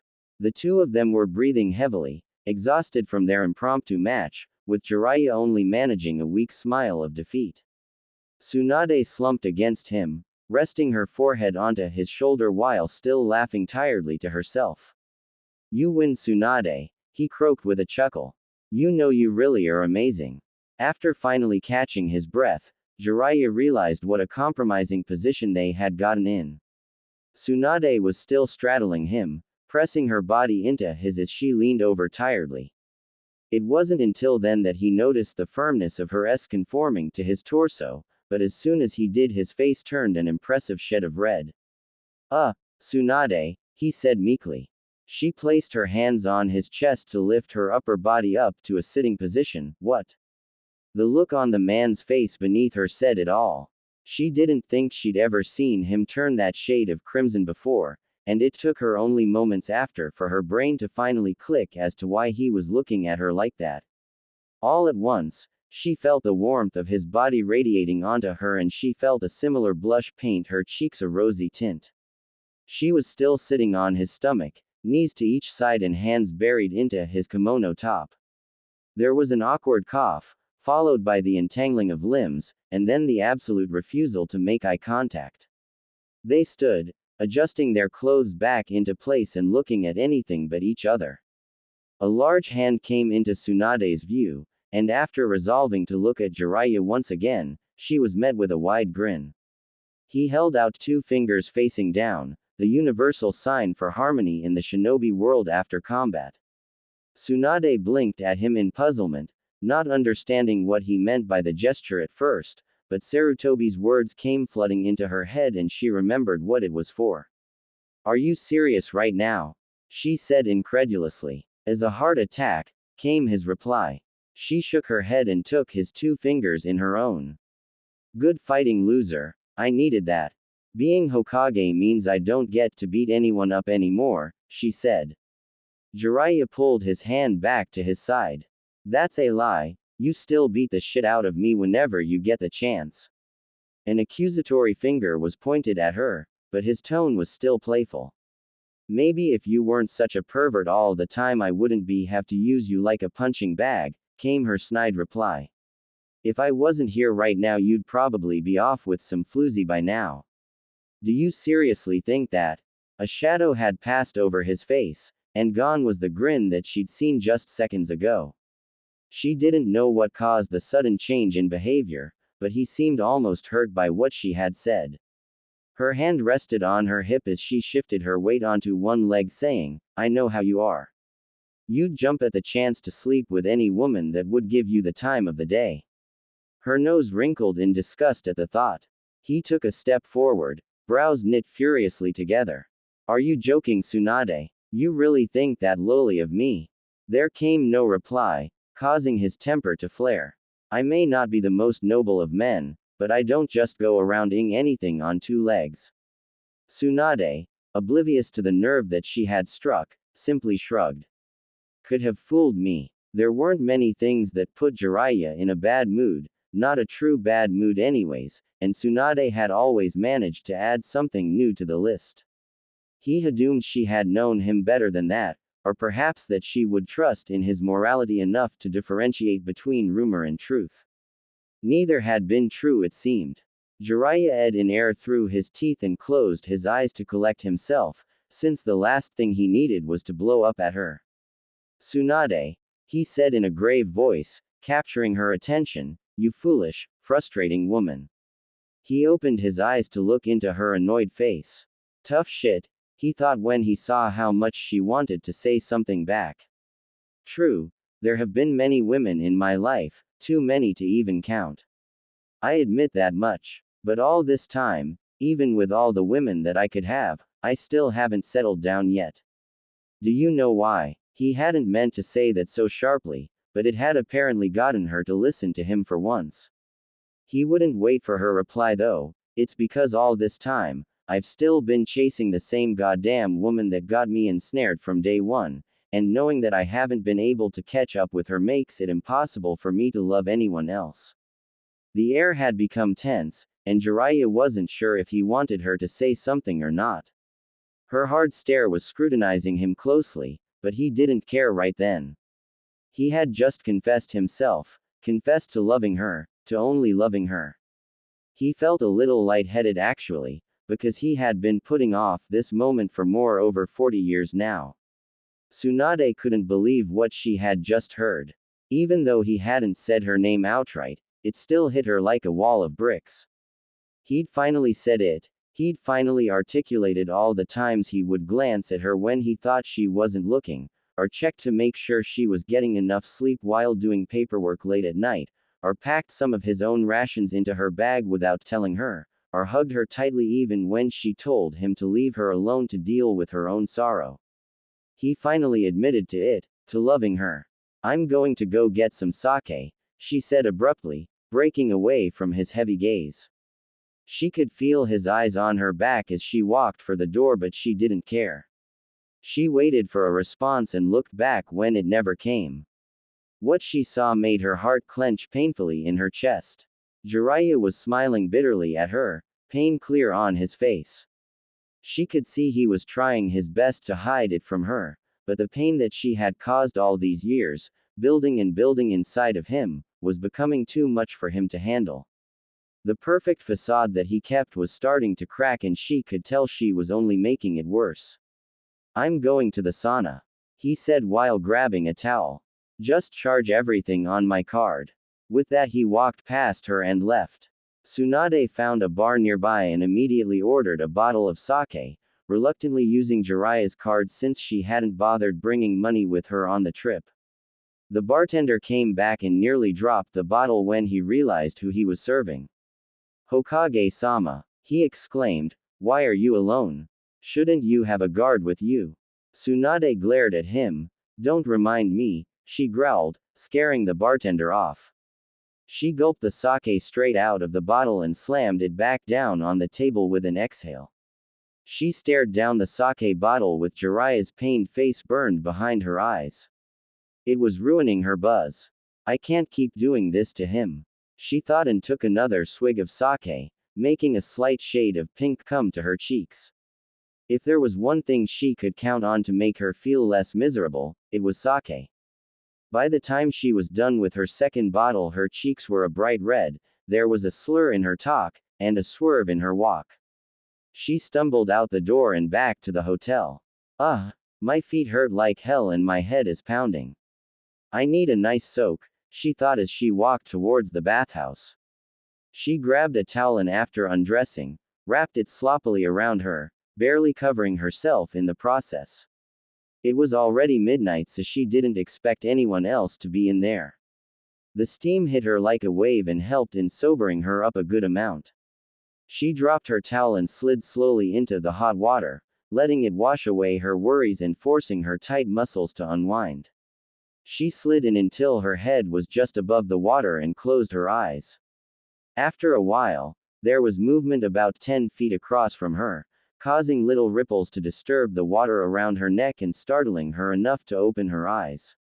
She squinted through the steam, but all she could make out was a large, broad figure, which was weird to see in a women's bath. "Oh shit." Tsunade looked around frantically and stopped to read the sign on the wall. "Mixed baths." Tsunade quickly covered her chest by habit. "Oh, like that's going to do you any good," she scolded herself and started to get out, but stopped when the steam cleared enough for her to make out the mystery figure that she had been sharing a bath with. Tsunade's stomach dropped to the floor, because sitting there with his head leaning back onto a towel with his eyes closed, thankfully, was Jiraiya. He was sleeping with his arms hanging on the edges of the spa, leaving his chest bare for the world, meaning Tsunade, to see. She edged in a sharp breath as her eyes roamed over the scarred expanse of his chest, taking in every detail and committing it to memory. Her inner medic was coming out, and slowly, as to not disturb the water, she stood up and slinked towards him to examine them closer. She could see his broad chest rising and falling slowly and heard his steady breath. Her eyes narrowed in concentration as she categorized every scar there was, starting with the large star-shaped scar adorning the center of his chest, right over his heart. She placed a careful hand there, feeling the thick tissue under her palm. From his fight with the Kyuubi, she remembered him telling them how he had nearly died getting this one. To the left, there was a long, thin scar that reached just above his ribs. She remembered him getting this from a mission they had gone on as Chunin. Just above his right hip, there was a circular scar from where a paper bomb had burned him. She had also healed that one up. Just above his navel he had 4 small holes that had healed up roughly. These were thanks to Orochimaru's snakes. This, too, she had healed up herself, and remembered how hard it was to extract the poison from his kidney. She could recall nearly every scar on his body, save for the countless slender kunai ones that would be impossible to identify. All except for the 6 large puncture scars that looked to be recent. Her hand traced them lightly and a gasp escaped her lips. These haven't even healed completely. Without thinking, cool chakra flowed through her palms into the man's body beneath her. She could feel how deep the scar tissue went, and bit her lip in concentration. It goes all the way through. She went to work repairing the tissue as much as she could in her slightly inebriated state, doing her best to soothe the cells that were damaged and not properly healed. You should have come to me as soon as you got back, you idiot, she huffed quietly. She had forgotten just how in shape he was though, and blushed slightly as her hands roamed his muscular body, searching for more tissue to repair. Jiraiya felt something tickling his chest but ignored it, only to feel it again a few seconds later. He cracked an irritated eye open. He wasn't expecting any guests, especially short-tempered blondes that he was supposed to be protecting. What are you doing? He asked sheepishly, still trying to regain his voice after having fallen asleep in the steam-filled room. Tsunade jumped at her name and pulled her hand away quickly like he was a fire. Jiraiya, she exclaimed in surprise. I was on my way but she stuttered then groaned due to her loss of words. She huffed and looked up wearily into his midnight black eyes. Who did this to you? She said in barely a whisper. The first thing Jiraiya wanted to ask was, are you? But decided against it, recognizing that now might have not been the best time. Instead he gave her a stern look and replied, this is just the body of a worn ninja Hime. I thought you would have recognized it by now, especially this one since you've patched it up so many times before. Tsunade bit her lip and placed her hand over his chest again, resuming her healing without a second thought. She could feel the scarred tissue and worn muscles. He was right, ninja have to live a life of pain. Even she had the scars to show for it, and she was supposed to be the best medic in the world. Admittedly, she didn't have it as bad as most, especially due to having people like Jiraiya in her life, always willing to take the hit for her whether she liked it or not. She snapped back to reality when she felt his hand on top of hers. She vaguely remembered that she was currently in front of Jiraiya, and maybe it was partly due to her being slightly drunk, but she honestly didn't care. They've never been able to touch this though. He placed her small hand over his ear, interrupting her healing momentarily, not like you have anyways. He meant that in more ways than one. She could feel the strong thump of his heart and couldn't help but keep her hand there. It was like a magnet, and her body didn't want her to pull away. She looked up at him and could see what he was thinking. He was asking for her permission with those dark eyes of his, waiting for her approval before continuing forward. She nodded slightly, just enough for him to catch. He was hesitant at first, like he was holding himself back because he was unsure. Leaning in, careful not to press into her with the fear of being pummeled then drowned being very real if he moved too quickly with this, he let his eyelids slide shut and brushed his lips ever so gently against hers. He could feel her intake of breath and went in again, this time with more intent than before. Gently, ever so gently, he pressed his lips against hers, testing the waters. She went rigid once his lips met hers. There was just so many emotions and thoughts running rampant in her at the moment. She was afraid to love again, afraid of losing it again to be more precise, and Jiraiya was the only thing she had left to connect her to the past. He was her anchor and her buoy all at once, as well as her best friend, one of her only true friends. She was afraid of opening her heart to him after it had been broken so many times, afraid of showing him all her scars and faults. Screw it, she thought as she pressed her body flush against his, causing him to recoil in surprise. She deepened the kiss, tangling her on hand in the mess of white hair while the other traced his jawline with delicate fingers. There was a thumping against her, one that she identified as his pounding heart, that made her smile into the kiss. The two of them pulled apart, gasping for air. Tsunade looked into his eyes once more and saw the undying love that he has waited so long to give her. Jiraiya rested his forehead against hers and placed his hands gently onto her cheeks, smiling. "Aren't you happy you asked me to be your bodyguard?" Tsunade smiled back. "Stop trying to act so cool, you're the one that didn't want to come in the first place," she countered. Jiraiya just chuckled and dropped his hands. "Well, as much as I would love to continue this little session, I'm gonna get out, I'm already turning pruny." "No peeking." Tsunade rolled her eyes and closed them. When she opened them back up, she saw Jiraiya reaching in and pulling her out. "Jiraiya, put me down." She punched his chest hard, probably undoing some of the muscle repair she had just done, but he just laughed. "Feisty, aren't we? Do you think they'll get mad if they see us walking around?"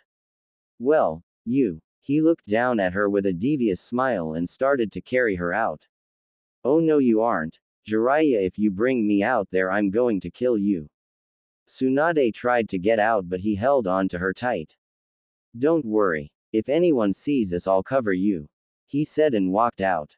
Tsunade was about to scream, but her voice got caught in her throat when the cold night air rushed over her. She shut her eyes in horror and buried herself closer against her protector's warm chest. She could hear a deep chuckle come from him as it vibrated through her. They finally got to the room after what seemed like an eternity, and Jiraiya opened the door, keeping her held with one arm. He walked in and laid Tsunade in the bed. She immediately wrapped the covers around her and turned to hit him. "You're so lucky no one saw us or you'd be dead right now," she fumed. Jiraiya ignored her threats, gazing down at her through lidded eyes. Without warning, he had climbed on top of her just the same as he did when they wrestled, but this time she didn't fight back. "Have I ever told you how much I love it when you get mad? I think it's the cutest thing in the world, that is, before you pummel me to death," he said smugly. He started kissing his way down her jaw and back up to her lips, tracing them with the tip of his tongue. "So Haim," he started, "how do you plan to end the evening?" Tsunade smirked and started tracing the small patch of hair that led downward from his belly button before tugging at the towel around his waist. "I don't think I want to sleep right away," came her sultry reply. A crooked grin formed on his face as he eyed her hungrily. "That's exactly what I wanted to hear, Haim," he said before laying a gentle kiss on her lips. Tsunade squeezed her eyes shut as the bright afternoon sunlight seeped in through the window, blinding her when she cracked a bleary eye open. Beside her, an immense heat was emanating off of Jiraiya's exposed upper body, inciting her to move into him. The room was silent besides the steady breathing coming from the sleeping man, who hadn't so much as budged even when Tsunade wrapped her arms around him to snuggle into the crook of his neck, inhaling his intoxicating scent. She had forgotten how much heat he radiated, since she hadn't really been this close to him since they were Team Sarutobi, when they would huddle together for warmth, making her grateful for her heater of a teammate. She smiled at the image of his tranquil face, free of the wrinkles and creases that formed from his animated expressions. It was strange to see him without even a hint of a smirk, ready to make some flippant remark at her. Her fingers ran absent-mindedly down his cheeks, tracing the trail of red that marked his face. "Must you always touch me while I'm trying to sleep, woman?" Jiraiya said with closed eyes, startling her. "Geez, you scared me. How long have you been awake?" Tsunade asked while pushing his wild white mane out of his face. He simply shrugged and squinted his eyes open to look at her. "How long have you been poking my face?" She gave him a scowl and jabbed his cheek with a manicured finger. "I've been meaning to ask you, what's up with these?" She traced her finger along his cheek once more, all the way to the underside of his chin where the lines ended. "I've known you all your life and I still don't know what these are for. I know they don't wash off though, so they must have some purpose. It's not a clan thing, is it?" An evasive cough escaped his throat, and he uncomfortably rubbed the nubbed piercing on his nose out of habit. All these years, and Tsunade hadn't seen him go into sage mode. There was a reason for that. For a technique I have. He was avoiding the question, and she wanted to know why. He had also piqued her curiosity. She didn't think he had any more techniques hidden up his sleeves that she didn't know about. And if he'd had those his entire life, it meant he'd been hiding it from her this entire time. Well, what is it? She interrogated. A large hand came up to cover his eyes, then wiped down his face with an exasperated groan. Fine, I'll tell you, I guess. He didn't hide the fact that he was none too pleased to have to reveal it to her. It's called Sage Mode, it's a form of senjutsu, and it's something that I learned in Mount Myoboku when I accidentally summoned myself there as a kid. It's an awesome technique, and it allows me to utilize the nature energy around of me instead of having to use my own chakra, and it increases my strength and speed tenfold. And actually, I'm the only human to have mastered it so far, or so the elders tell me. Apparently I'm only able to withstand the nature chakra because I have such massive reserves of my own. There was a lack of enthusiasm in his voice as he explained his jutsu to her, making it the first time he had told someone about Sage Mode without boasting. If it was anyone else asking, they would have to listen to him brag for days. Tsunade eyed him skeptically. Wait a second, you've had this technique all your life and I've never seen you use it. If it's as good as you say it is, why don't you use it all the time? Hell, you didn't even bother using it during the war. Although it didn't matter to her either way, her aggravation at him was building the more she thought about all the wasted opportunities. It's not that easy, Tsunade, he responded with an impatient huff. I have to be completely still to take in the nature energy around me, which makes it nearly impossible to use in battle without fusing with the elder toads, and besides, I never used it before because I didn't want you to see me like that. A hand slapped over his mouth when he realized what he'd just said, regretting it instantly. See you like what? Her forehead crinkled as she studied him. He was holding his breath, obviously not too keen on explaining himself.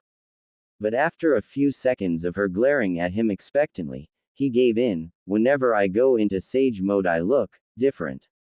My nose gets all big and warty and I get these sharp teeth and my hands and feet get all webbed and gross and these red lines expand to cover up half my face and I just get ugly, okay. That's why I don't like using it unless I absolutely have to because I look disgusting and it's not worth it. The words had flown out of his mouth in a jumbled mess and Tsunade had to take a second to decipher everything that he had just said to her. With a tightly clenched jaw and a stone-cold glare, she shoved him onto his back to loom over him from above. Are you joking? That's the reason why you never use it. Because you think I'll think you're ugly. You're a lot stupider than I thought you were if you honestly believe I'm that shallow. He blinked stupidly up at her. You wouldn't care. Of course I wouldn't. I'm a medic, Jiraiya. I've seen things in the human body that would make your little toad trick look adorable. I hang around slugs all day for God's sake. I couldn't give a rat's over what you look like when you go into Sage Mode. Once she was done vexing, she let the crease in her forehead smooth out and slapped her hand playfully on Jiraiya's dubious face. Besides, I doubt you could get much uglier than what you've got going on already, she teased. A wave of relief washed over him knowing that one of his biggest fears had been resolved just by her words' ofference. It might have sounded stupid, but he would never be able to truly shake the anxiety that he held over how Tsunade perceived him. It was just an unfortunate remnant of his past. He chuckled as he wrapped his arms around her to pull her in closer, planting a delicate kiss onto the diamond on her forehead. She rested her head onto his chest and shut her eyes, concentrating on the comforting sound that his heart emitted. Do you kiss me like that on purpose? She asked, voice muffled against his skin. He drew his head back to shoot her a puzzled expression. Kiss me on the forehead, I mean, the way that I used to kiss Nawaki and Dan on the forehead. It was somewhat startling, to the both of them, for her to so casually be bringing up her deceased loved ones, especially with such an even voice as she did so.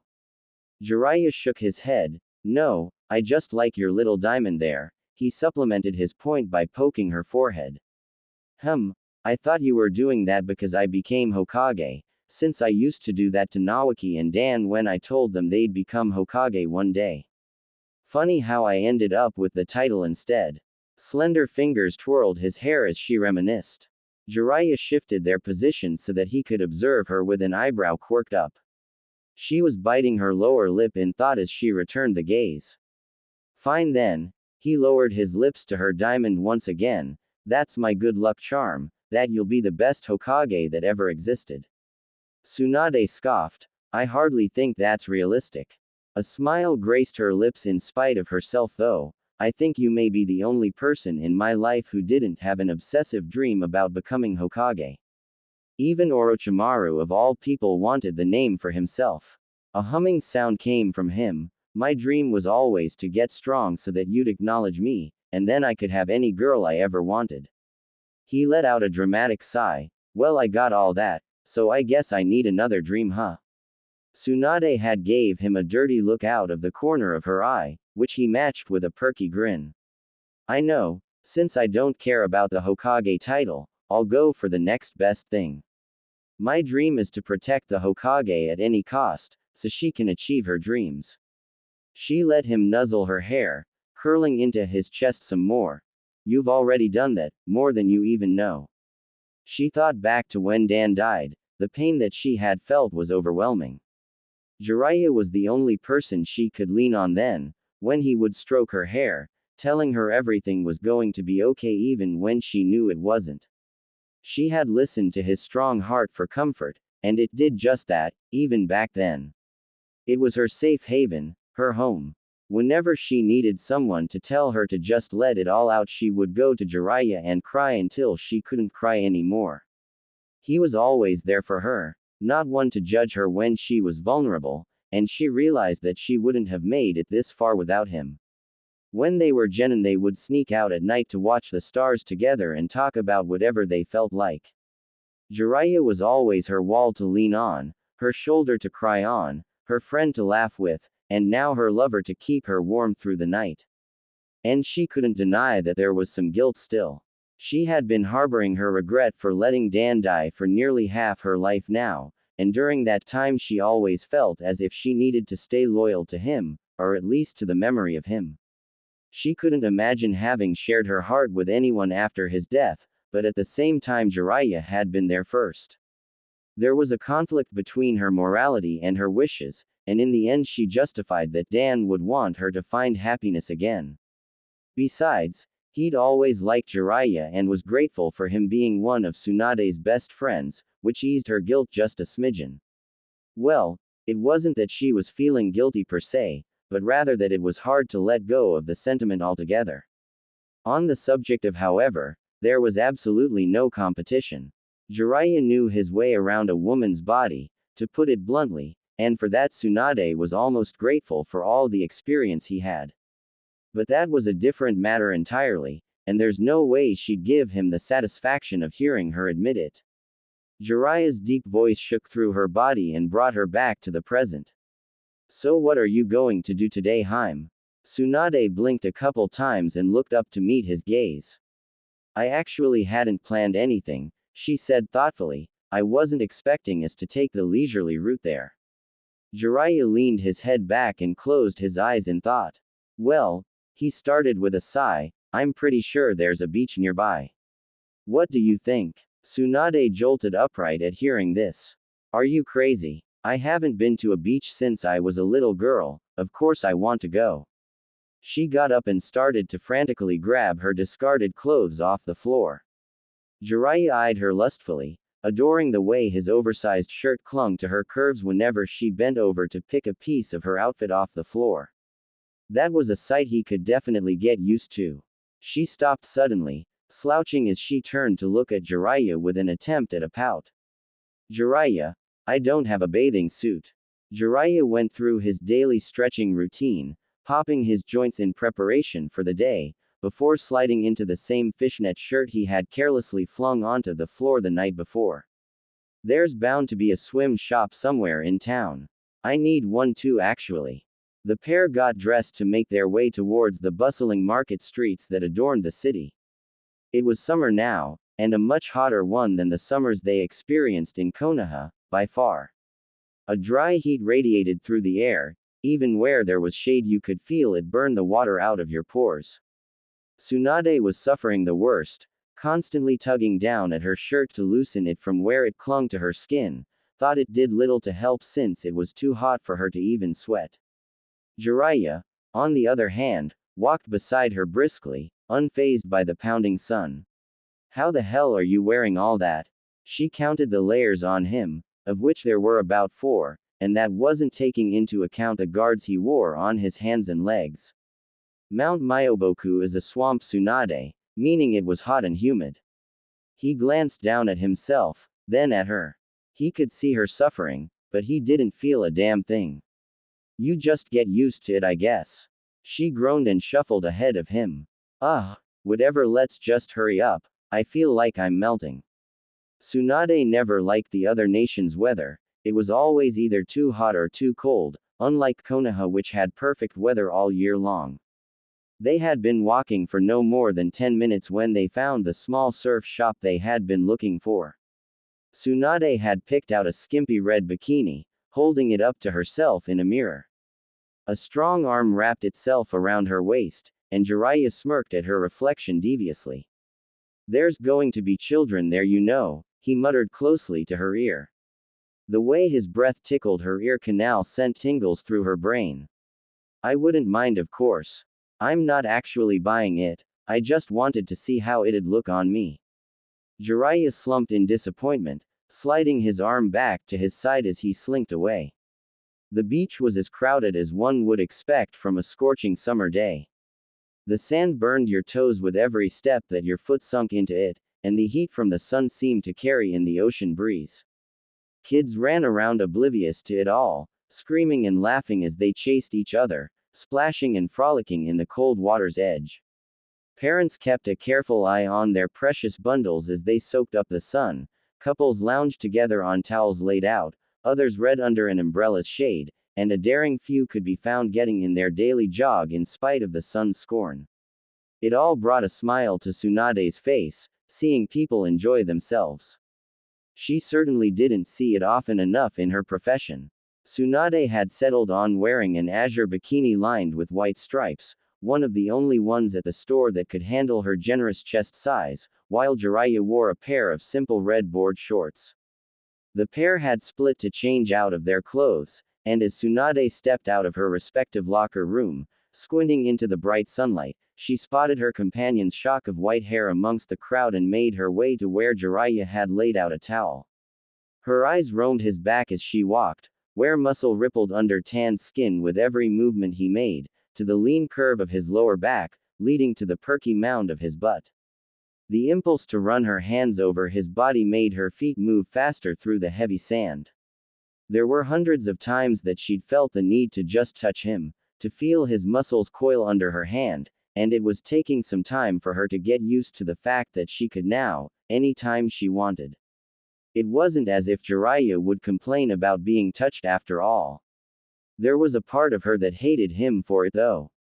How ironic it was, that he would be the one to age the best out of the three of them, the only one of the Sannin to not care about growing old. It wasn't fair that his tanned skin was flawless save for the scarring, that his face was wrinkle-free except for the permanent smile lines that formed from years of laughing and enjoying life, not when she had to use a genjutsu just to hide her own bitterly formed ones. But that didn't matter so much now that he was hers, or whatever they had going on right now. She walked over unnoticed and wrapped her arms around his waist to pull him close, resting her chin on his shoulder. I hate you, you know that. Where has that body been all my life? So even the legendary Hokage had some perverted part of her hiding away. He scoffed and kissed her lightly, with you the entire way. Jiraiya ogled at the blonde beauty. His eyes roamed her body, soaking up every dip and curve in her tiny figure. He could feel her S pressed against his back and could only imagine how they didn't pop out. He moved his way down to her smooth stomach and small waist, remembering the small belly button ring she used to wear when she was younger, the one that she'd gotten the same time he got his nose piercing actually. He stopped at her shapely thighs and calves, always calling out to him, teasing him. He could only imagine the kind of scars she was hiding under her genjutsu, because he very distinctly remembered there being a large gash mark running across her stomach, one that couldn't be found today. I must look ridiculous, all beat up like I am. It was obvious what he did for a living, to say the least. Tsunade was spun around him and lifted up bridal style. A yelp escaped her and her arms instinctively locked around his neck to prevent from falling. Jiraiya carefully removed her sunglasses and tossed them onto the towel below. Now, weren't you saying how badly you wanted to swim? He asked as he started walking toward the people-filled ocean. Jiraiya, don't you dare, she warned with a growl. He chuckled darkly, shivering against the cold water that came up to his knees and tossing the small woman over his shoulder with ease despite her squirming. It would have been much easier for him to just walk on top of the water, but that method was much less amusing, and he didn't need to cause a stir amongst the nice citizens that weren't accustomed to the regular use of jutsu. And what? He said daringly. You'll beat me up and fall into the water anyways. The glare she was giving didn't even faze him. Man, you really are light, Tsunade. I could probably toss you a good 15 feet out without breaking a sweat. Jiraiya. Oops. Too late. Before she could protest, she was thrown into the freezing water, caught up in a wave that swelled over her just as she sunk under the surface. She came up sputtering angrily, tearing her hair away from her face. I'm going to kill you, she said through chattering teeth. The water was almost too deep for her to stand, forcing her to tiptoe her way not so threateningly towards her troublesome teammate. Jiraiya had a wide grin spread across his face, with his arms held out tauntingly. I'd like to see you try. With that, he dove underwater and began swimming deeper into the ocean against the waves. The chase began, and to Tsunade's surprise, Jiraiya was much more adept at swimming than she'd originally thought. He had swum out far enough that the throng of people were dwindling to only a few, most of whom were out on some variation of a board waiting for another swell to hit. When he turned to face the blonde woman's wrath, however, she was nowhere to be found. A frown formed on his face, and he had just began swimming back when something pulled him under the water by his leg. A shinobi's first reaction is always to prepare for an attack, and Jiraiya had been living a long life as a shinobi. As such, his reflexes kicked in before his brain did, forcing his body to torque out of the strong grip holding his legs under the surface and grab a hold of the hands beneath him. Even underwater, he could clearly make out Tsunade's devilish grin and the halo of blonde hair framing her perpetually youthful face. The tension left his body as fast as it had come and he forced out the remaining air in his lungs, bubbling back up to the surface with Tsunade slung over his shoulder once more. Jiraiya, let me down, she yelled. A grunt escaped him as they surfaced the water. Tsunade had taken no time at all to start pounding her closed fist against his back, but he took no heed to her defiant blows. No can do, Tsunade. I'm not much of a bodyguard if I end up getting drowned by the Hokage I'm supposed to be guarding, he said with mock seriousness. Once he'd made it back to where he could stand on the sandy ocean floor, he let her slip off his shoulder and held her out in front of him so she didn't have to tread. She looked up at him with her arms crossed. You are such an, manhandling me like I'm a rag doll. She scowled and turned her back to him. He couldn't help but laugh, it was always the same with her. A calloused hand placed itself under her chin to turn her head back to him, one that she didn't bother fighting against. The scowl was still there, but there was something affectionate in how she glared at him from the corner of her eye, or maybe he was just so used to it. The sun was enveloping her face, framing her delicate features in a warm glow. Perhaps delicate wasn't the right word for it, since she always seemed to manage to scrunch up her pretty face into the most horrendous expressions of fury. Either way, he found her beautiful, and even after 40 or so years she managed to take his breath away. His lips enveloped hers in a rough kiss in which she reciprocated, breathing in his salty scent as a hand tangled itself into his hair, the other resting itself on his stomach. She melted into his touch, only pulling away once the need for oxygen forced them to. You don't how happy it makes me knowing I can do that, Jiraiya mumbled with a lazy smile. Her hand patted his chest affectionately before tugging him back to the shore. The water wasn't exactly pleasant, although it did wonders to cool them down in the immense heatwave, and Tsunade had had enough of the ocean for a day. Upon returning to their spot, Jiraiya flopped down onto the towels, spreading his long limbs across the entire surface until there was no room left to sit. The setting sun cast hues of violet and crimson across the sky, just barely peeking over the horizon of the ocean. He let out a content sigh lying there as tiny rivulets of water dissipated of his skin and a comfortable warmth spread throughout his body.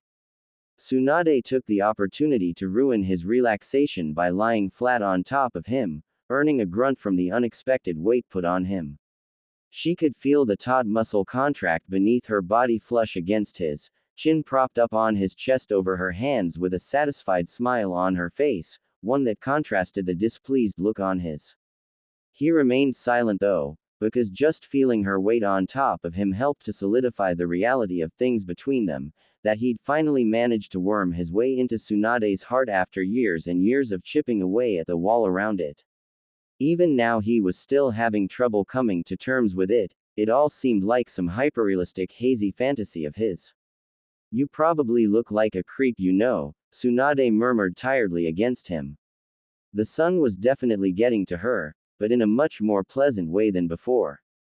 A breeze had even kicked up now that cooled her just enough to keep lying in warm glow. "What? Why? Well, I still look like a 20-something-year-old, she explained, "and you're still an old man." He could nearly hear the smile in her voice. "HMPH, I can certainly even the playing field, Tsunade." His arm lifted awkwardly as to not throw her off him, fingers finding her forehead in a ceiling formation. "It just takes one little word." Now it was his turn to grin impishly at her. "You wouldn't dare." Her voice dropped into a threatening snarl. Her life would have to be inches from death before she released the genjutsu she constantly put up, and even then she would be fighting with death himself before she let anyone see her in her natural state. She wasn't so sure she even knew what that looked like anymore, to be honest. Ka. Her lips sealed over his violently, cutting him off before he could disrupt her chakra. There was no doubt in her mind that he'd actually do it too. He was stupid enough to pull something like that, especially when there were so many people around. She was greeted by his triumphant smile when she pulled away. "Shut up, Baka. You talk too much. Besides, I don't think you look half bad, for being old anyways." The image of a young Jiraiya popped up in her head. Chipmunk cheeks, a mop of messy white hair, and a stupid grin that was perpetually plastered on his face. She could still hear the irritably high screech of his voice in her head, always screaming some insult at her or complaining. He'd come a long way from the brat she knew, that's for sure. Somewhere during their adolescence, he'd managed to abandon that childish complexion for a rugged handsomeness. She would have never noticed it when they were still a team, but now she had all the time in the world to contemplate his quirks. He looked more or less the same as he did when he was a kid, save for a few minor changes. His jawline had squared out and sharp cheekbones rested below his eyes. But his eyes, they never changed. All the sorrow and wisdom in the world could never rid the mischievous glint from those fathomless black eyes. At least she could find comfort in that, knowing that he had never changed from the stubborn boy she met all those years ago. After a while, the body on top of him went lax and Jiraiya wagered that she'd ended up dozing off on top of him. He let her be, not wanting to wake her, so he settled with his thoughts. It was obvious to him that she was still just getting comfortable with him, romantically speaking. If he was a gambling man, he'd bet she was still harboring guilt over Dan, and with her gambling skills he knew he'd be right. It wasn't surprising, since he himself still carried the guilt of all the deaths on his hands with him, like Minato and the old man, as well as all the countless shinobi he's failed to protect, even Orochimaru. That kind of guilt wasn't something that resolved over time, it only grew and gnawed at your conscience until you learned to live with being a monster, and he never planned on getting to that point. Dan was never a problem to him anyways. Jiraiya would have preferred that Tsunade chose him, but he was content just knowing she was happy, because God knows she was deprived of the happiness she deserved in life. So he just swallowed his pride, bared it, seeing them so in love with each other. It brought him some kind of vicarious satisfaction when he saw the life return to her eyes after her brother's death, even if it meant he wasn't the one to bring that happiness back himself. His Nindo revolved around her after all, and even though he was taxed with finding the savior of the world as they knew it, he couldn't help putting her well-being before anything else. She was his weakness and his strength, unfortunately. It was a dangerous combination for a shinobi such as himself. The clouds moved lazily overhead as the sun continued to sink lower and lower into the ocean. Families were beginning to pack up their stuff and leave, but there was still a good amount of people there lounging around and enjoying the sunset, much like himself. Slowly but surely, much like the woman still lying on top of him, the toad sage felt himself drifting off into a blissful sleep. It was the movement above him that woke him up from his slumber. Jiraiya didn't even know that he'd fallen asleep, much less where he was waking up. Tsunade had all but rolled off him and was curled up in the towel to his side. It took a few moments of staring out into the calm sea and the sound of calm waves lapping over the shore for him to fully process his surroundings. He frowned up at the moon, debating whether to wake the sleeping blonde beside him or not. He rubbed the sleep from his eyes with his free hand, estimating that it was at least 11 o'clock judging by the tide. The other arm wrapped around Tsunade's small figure out of habit to keep her warm despite it being a pleasant 60 degrees or so. There was no one out on the beach anymore, and he wagered there wasn't many people out period at this time of night, but it was summer after all, so perhaps they didn't look so strange laying there still. He opted against waking Tsunade, at least not yet. It was a peaceful night and he quite enjoyed watching the waves slowly inch towards him only to recede back into the depths of the ocean. Carefully, he slid out from under the small woman as to not wake her and stood up, making sure to cover her with his robe before he left. A snug black shirt was pulled over his head as he made his way to the edge of the shore. There, he dug his toes into the wet sand, allowing the water to splash up his shins and wash it away, staring off into the horizon all the while. He looked out into the ocean with his hands hanging loosely in his pockets, deep in thought over his current predicament concerning his former and current students. They all ran through his head, from Minato to Naruto, all the powerful shinobi that he had the pleasure of calling his apprentices, all worthy of the pride he felt towards them. All except for one, that is. Tsunade woke up in a dazed state, grasping for something or someone next to her but finding only discarded clothing instead. Bleary eyes took in the scene around her as she stretched, focusing finally on the lone figure that stood at the water's edge. Damn, did I sleep for that long? She wrapped the familiar robe that was covering her around herself and silently made her way next to Jiraiya's side. He was too deep in thought to notice her standing atop the water next to him. She noticed his tightly clenched jaw and touched his shoulder lightly, causing him to jump in surprise. His expression softened once he realized it was just her. "What are you thinking about?" "Nothing important," he muttered, looking down at his toes as they wiggled in the mushy sand. She wouldn't press any further, not if he didn't want to talk about it. Jiraiya was not the type to burden others with his problems anyways, so she knew better than to bother trying to force it out of him. It was like he took some kind of morbid pleasure in simmering in his own issues, refusing to let anyone help him. It couldn't have been something he developed after traveling alone for so long, since she knew he acted like this even when they were children.